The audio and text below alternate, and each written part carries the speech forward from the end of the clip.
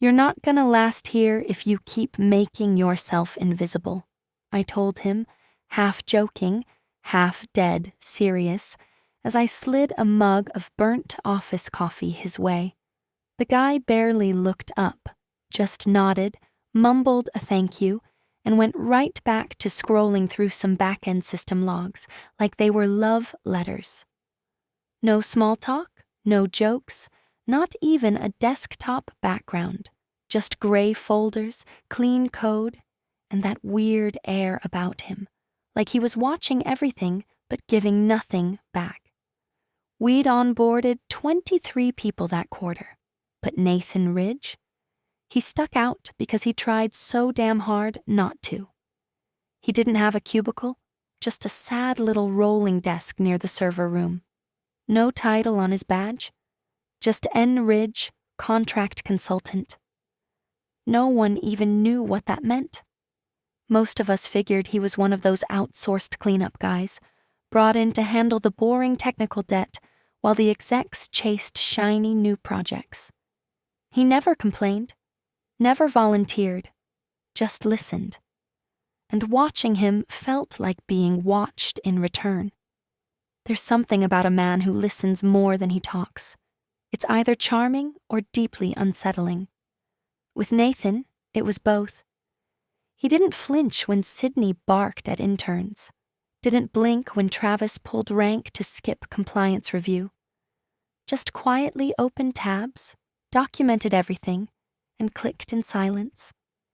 We joked he was building Skynet from the shadows. I once asked him where he came from. He smiled, shrugged, and said, "Just passing through." If you're enjoying stories like this, don't forget to subscribe and like the video. It keeps these wild, true tales coming, and it seriously helps more than you think. Anyway, one afternoon, I noticed a yellow sticky note stuck crooked on his screen. His desk was usually spotless, so it stood out. Just 4 words scribbled in neat handwriting. Observe, then decide. It didn't look like a reminder. It looked like a rule. I couldn't explain why, but something about it made my stomach flip. He wasn't just passing through. Every week, he'd quietly submit these ultra-detailed system logs, things nobody asked for, but suddenly everyone relied on. Even the CTO started referencing his architecture suggestions during meetings, pretending they were cross-team innovations. I caught Nathan watching that too. No expression, just the faintest twitch at the corner of his mouth, like a man watching someone else cash his check. Then came the offsite. Big money meeting. Sequoia reps, funding pitch, all of us in blazers pretending we weren't 2 weeks behind on deliverables. That's when the power shift started, new investor muscle, new strategic shakeup. Word got out a new VP was coming in. Sydney looked like she'd just won the lottery. She started calling herself future Mrs. Kellerman before the guy even moved his monitors in. And when Travis finally arrived with his slick suit, half smile, and keynote slides full of buzzwords and fluff, everyone suddenly started sitting straighter. Even Raymond, the CEO, got quieter around him. Nathan didn't move, didn't care, just kept building, watching. When I asked him why he didn't show up to the VP's strategic vision breakfast, he looked at me and said, "I prefer long-term outcomes to croissants," then went right back to debugging our customer pipeline. I should have known then. Nobody talks like that unless they know they can, unless they've already decided who matters and who doesn't. It started with catered lunches and branded notebooks. That's how you know a company's about to sell its soul. They called it an exciting new chapter. What it really meant was shut up and clap while the suits rearranged the furniture. And just like that, Ridgestone Dynamics wasn't some scrappy firm quietly changing defense logistics. It was a brand now. A shiny, buzzword-riddled, investor-polished brand. The $40 million came from somewhere in Palo Alto with a bow-wrapped announcement and a smarmy photo op of Raymond shaking hands with a guy who looked like he moisturized with motor oil.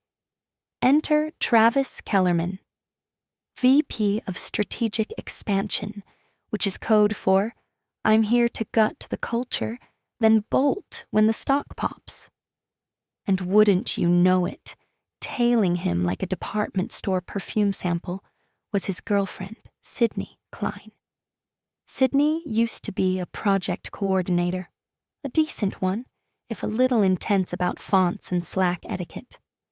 But 2 weeks after Travis walked in, she was suddenly Director of Operations. No experience, no track record, just a fresh blowout, a louder voice, and a seat 3 inches from power. And power, when given to people like her, doesn't just corrupt. It performs. She stormed into her new role like a theater kid who just got the lead, started renaming folders, canceling legacy tools, cutting cross-team meetings in half. No one could get a damn decision through without her needing to reframe the org structure. And of course, the easiest person to pick on? The quiet guy with no title. Nathan. At first, it was little things. Do we even know what Ridge does? She'd ask in front of the room, twirling a pen between her fingers like she was holding court. I mean, seriously, does anyone? She'd say it with a laugh, like it was all just harmless banter, but the laugh was always pointed, always followed by someone shifting uncomfortably in their chair. One day, I found her standing behind Nathan during a metrics review meeting. She leaned in and whispered, loud enough for the room to hear, "Must be nice having a job where no one expects anything." Nathan didn't blink. He didn't flinch. He just closed one window and opened another. I think it was our billing system backend.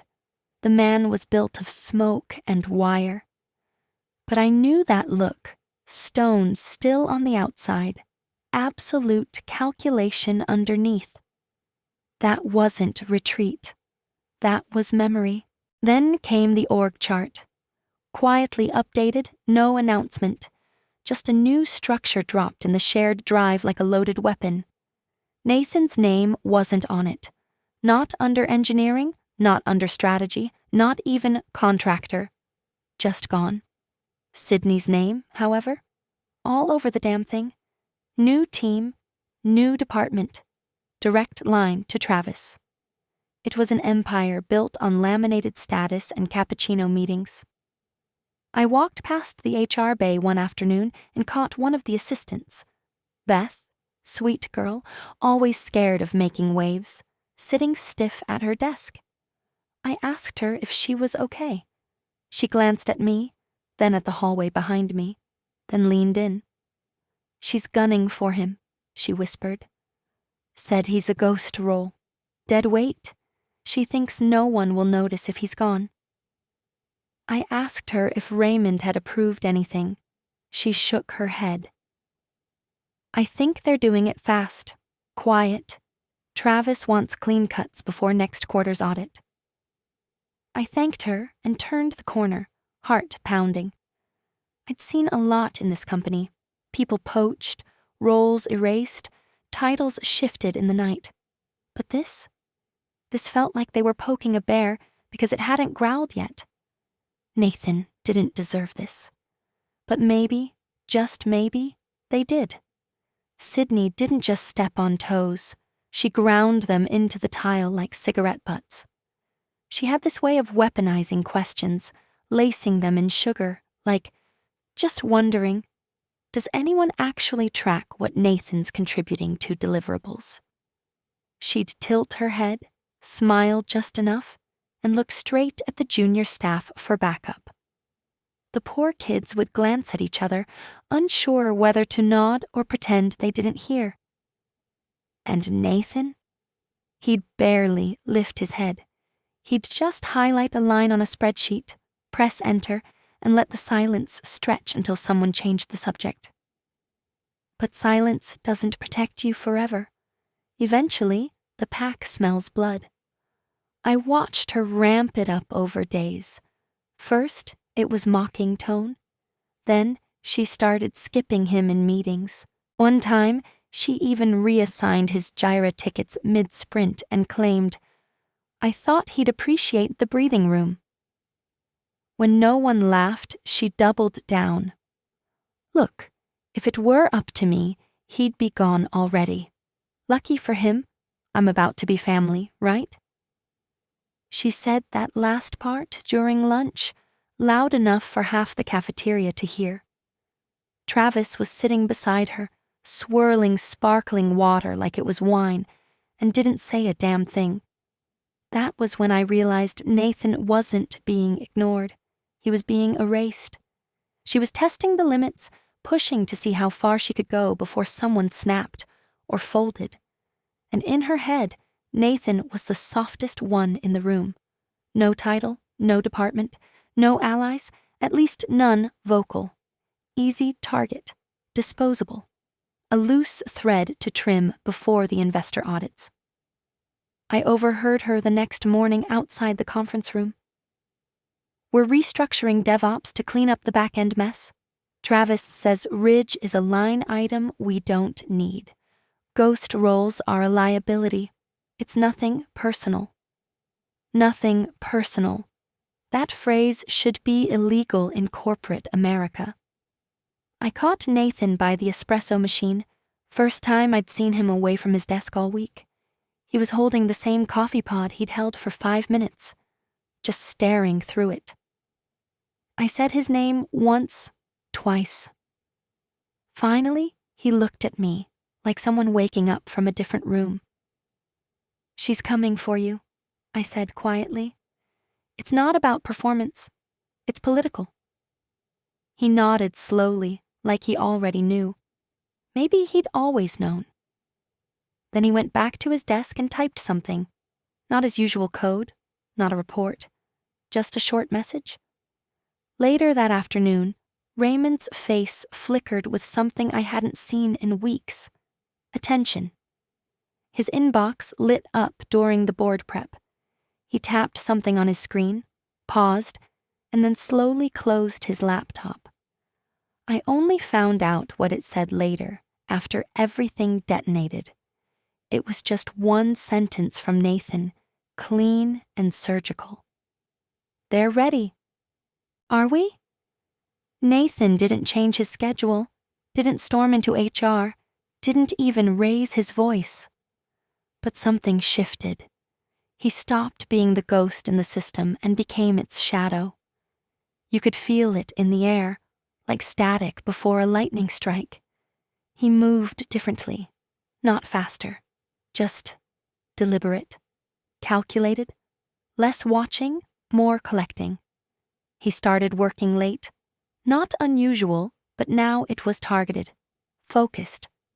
While most of us were cramming for quarterly demos or scrambling to retrofit whatever tech trend Travis wanted to showcase, Nathan was tracing access logs, back channel approvals, expense trails that didn't quite add up. No one saw it happen. It wasn't in Jira. It wasn't tracked on Slack. He lived in the basement layers of our infrastructure, the forgotten admin dashboards, the dusty compliance plugins, the deep retention email backups that required 2 keys and a whisper. Sydney, for all her bluster, didn't understand how soft systems worked. She saw org charts and assumed they were law. She didn't realize Nathan had built half the retention backbone years before she even knew what metadata integrity meant. While she bragged in meetings about streamlining visibility, Nathan was quietly stitching together her digital footprint, one buried exception rule at a time. I caught a glimpse once. He left his screen unlocked for a split second. I saw a spreadsheet, not one of ours, a private one, full of cross-referenced fields, travel dates, invoice batches, department charge codes, and 2 names repeated more than anyone else. Kellerman, Klein. They weren't just messy, they were greedy. Expense reports were being shuffled under departments that didn't exist. Projects billed for tools that had already been deprecated. A ghost vendor named K-Trend Solutions kept popping up across 4 different team budgets. Nathan didn't say a word. He just documented everything, backed it up, and nested it inside the internal archive system, 2 levels below standard audit access. That same week, I overheard Sydney in the HR nook again, snapping at poor Beth. Just prep the damn paperwork. We'll call it redundancy, or whatever sounds polite. He's a line item, not a human.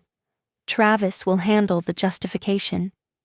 Beth looked like she wanted to quit on the spot. I stayed silent, let the hallway swallow the moment. Meanwhile, Nathan left his desk exactly twice all week.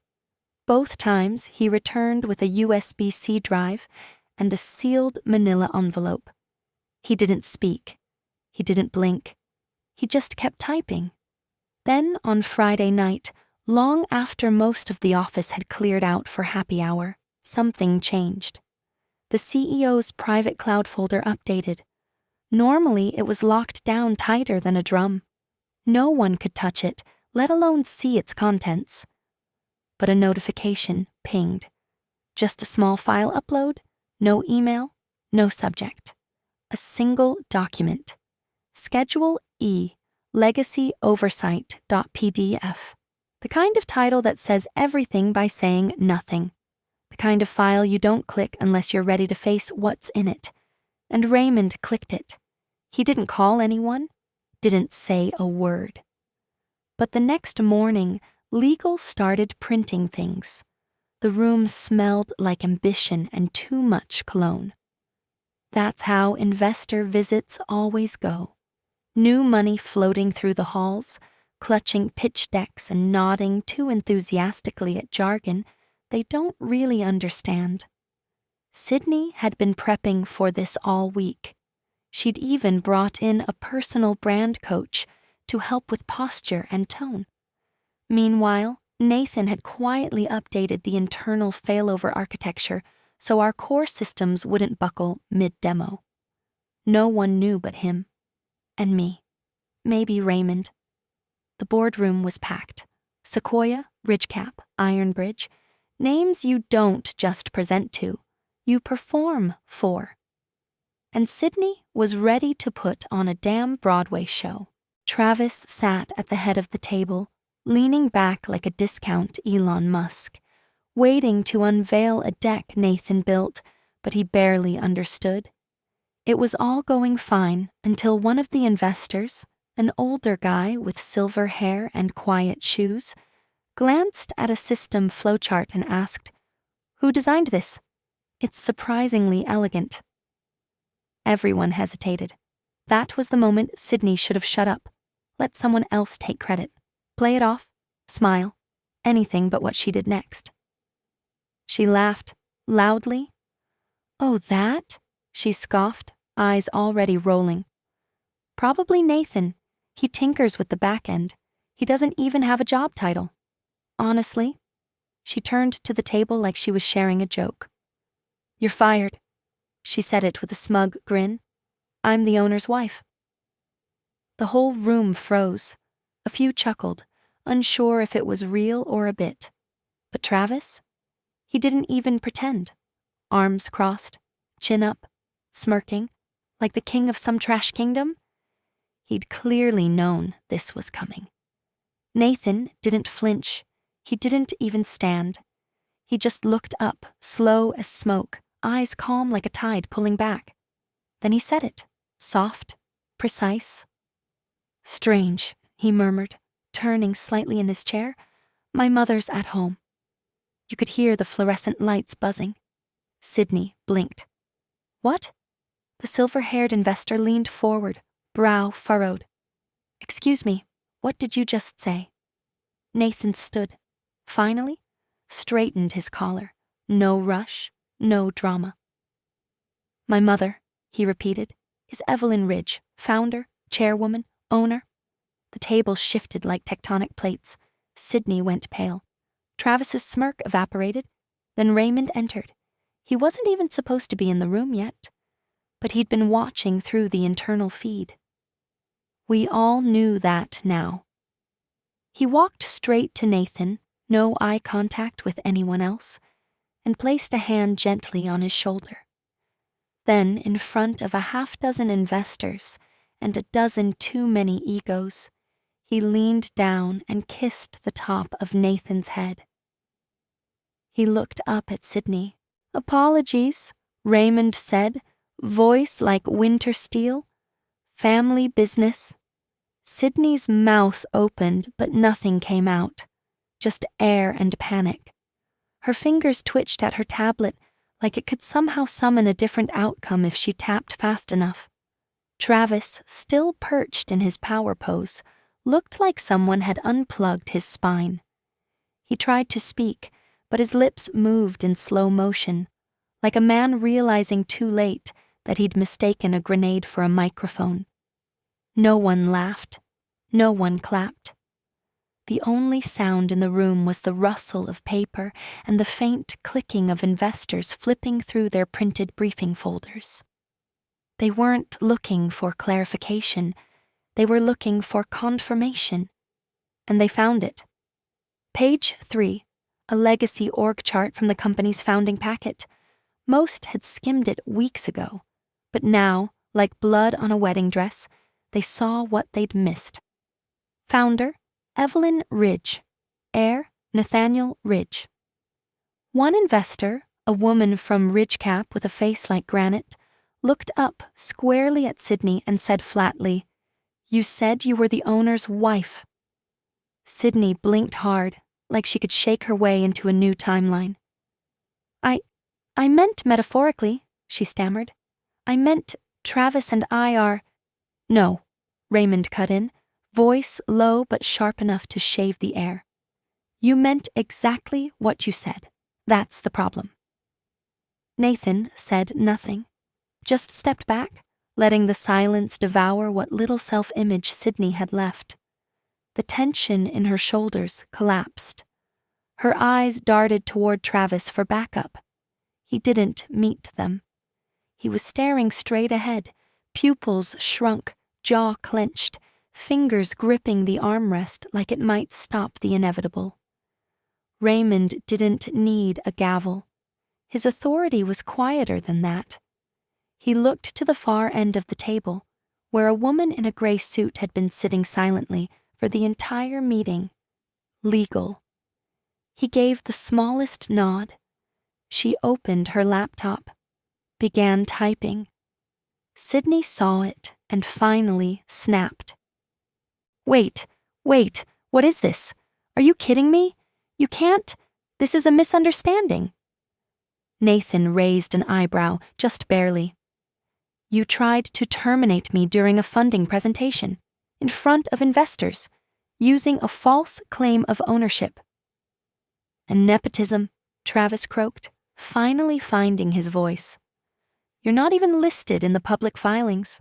That's shady. The room turned to him like he'd grown a second head. It was the wrong move. He realized it half a second too late. Correct, said Raymond.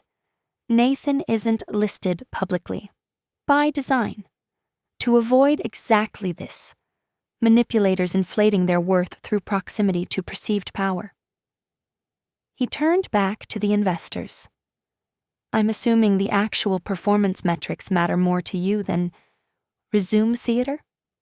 The granite-faced investor gave the smallest nod. They do.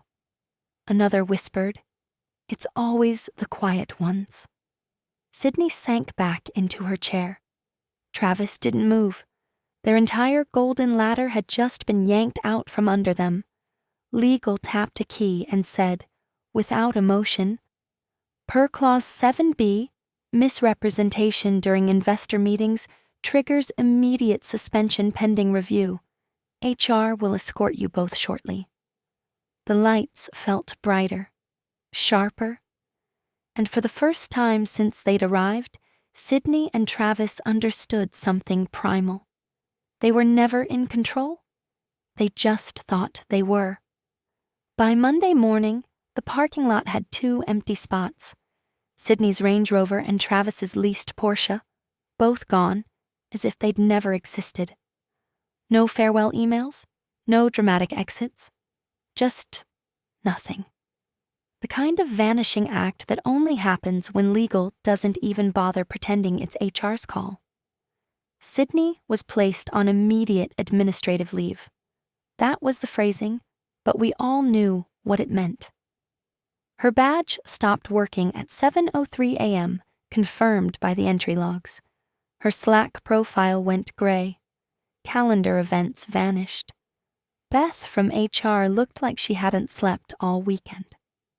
She just kept nodding at her screen like she was waiting for it to blink first. Travis was worse. He didn't even get the dignity of a memo. 1 second he was VP of Strategy. The next, his credentials were revoked across every tool, drive, and comms system. Even his profile picture was gone from the internal directory. All that was left was a placeholder. Access pending review. We heard through the grapevine, well, more like the vent system, that legal had flagged a trail of misallocated funds tied to K-Trend Solutions, a vendor nobody had heard of before Nathan found the pattern. That ghost vendor had billed the company for over $300,000 in market readiness consulting. Turns out, market readiness was code for padding our numbers before the funding round. And in the middle of it all, Nathan, still in his same quiet corner of the office, still wearing the same charcoal hoodie, still sipping the same terrible coffee like he wasn't currently holding the company's spine in one hand and a scalpel in the other. Raymond's internal memo dropped at 10:41 a.m. Subject: Strategic Oversight Update.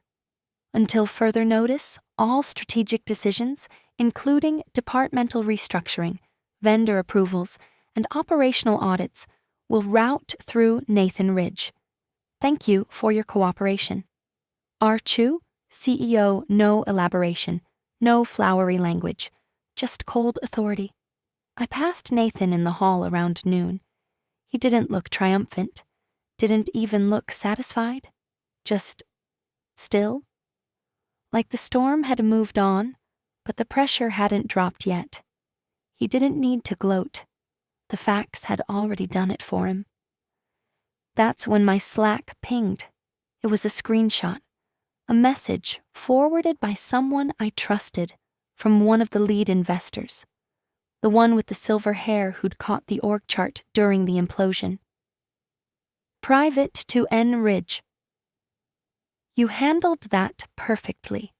We'd like to speak, one-on-one. I stared at it for a long time.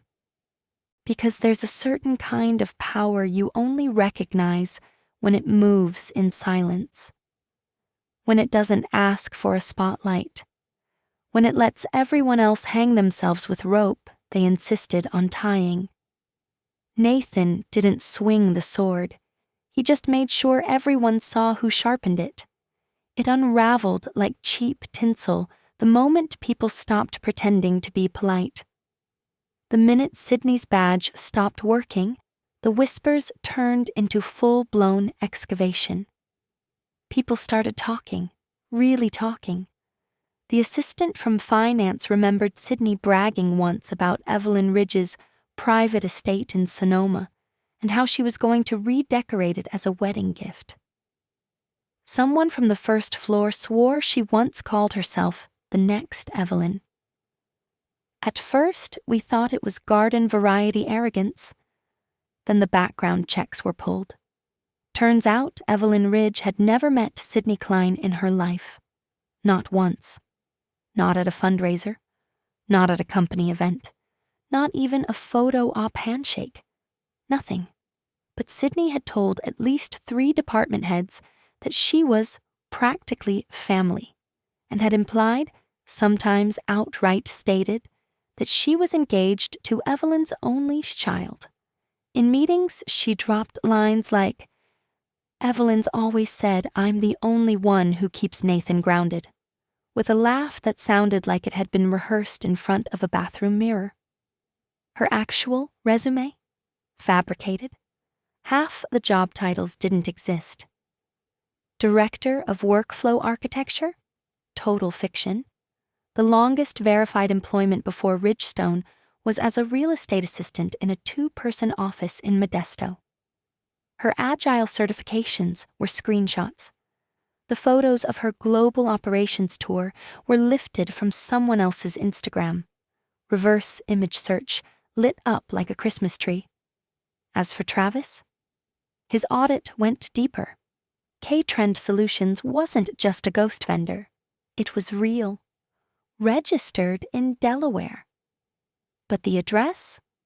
A P.O. box tied to a financial shell company. Registered agent? His college roommate? Their supposed consulting work all aligned perfectly with investor milestones, contracts that inflated monthly active users and back-end system scale right before quarterly reviews.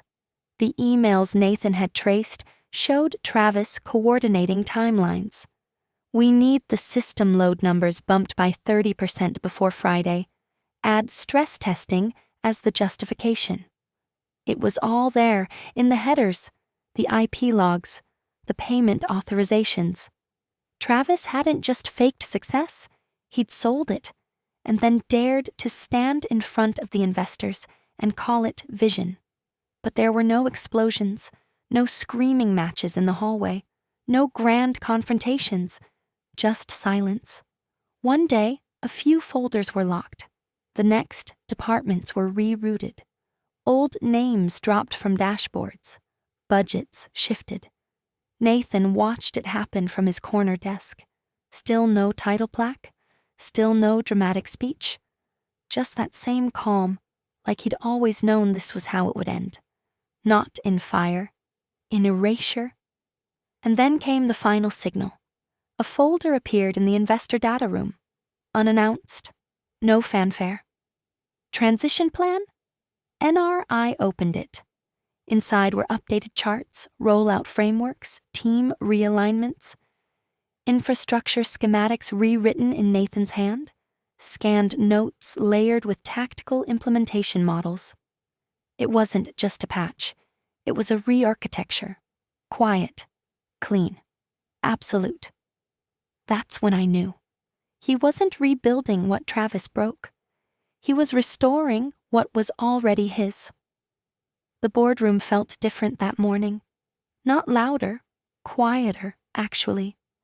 Like the building itself had exhaled after months of holding its breath. Gone were the vision decks and performance theater. No catered croissants. No half-empty La Croix cans littering the table like the aftermath of a startup hangover. Just clean lines, old wood, and the presence of people who knew the difference between authority and noise. Nathan stood at the head of the table.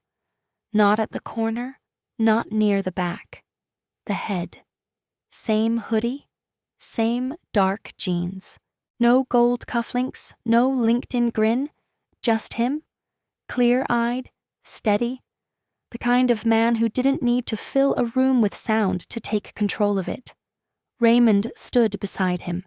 No big announcement. Just turned to the board and said, calm as ever, "Nathan Ridge, CTO and successor to Ridgestone Holdings." The silence was reverent. One of the investors, the silver-haired one from Sequoia, leaned back and whispered, just loud enough to be heard, "We like him better than the myth." Nathan didn't react. He just nodded once, then opened a slim black folder and began walking them through his plan.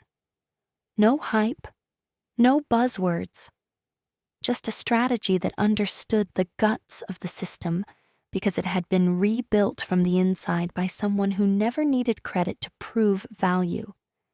He wasn't pitching, he was inheriting. And the board? They listened. Because finally, someone was speaking who hadn't tried to sell them an illusion.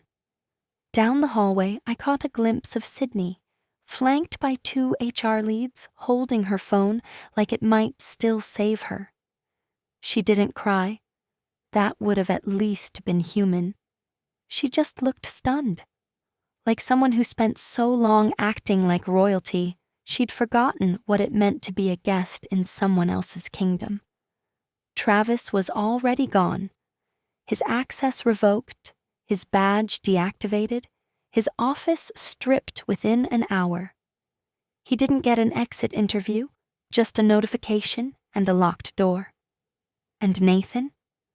He finished the meeting, closed his folder, and looked toward Raymond with that same unshakable calm. There was a beat of silence, like the whole room leaned forward instinctively. "Mom said to thank you," Nathan said. Raymond gave the faintest smile. Not smug, just proud, the kind of smile built on years of restraint. "She was right," he said. "Watching them first was the smart play. That was it. No fireworks, no vengeance speech, just a legacy restored, quietly, efficiently, exactly how he wanted it."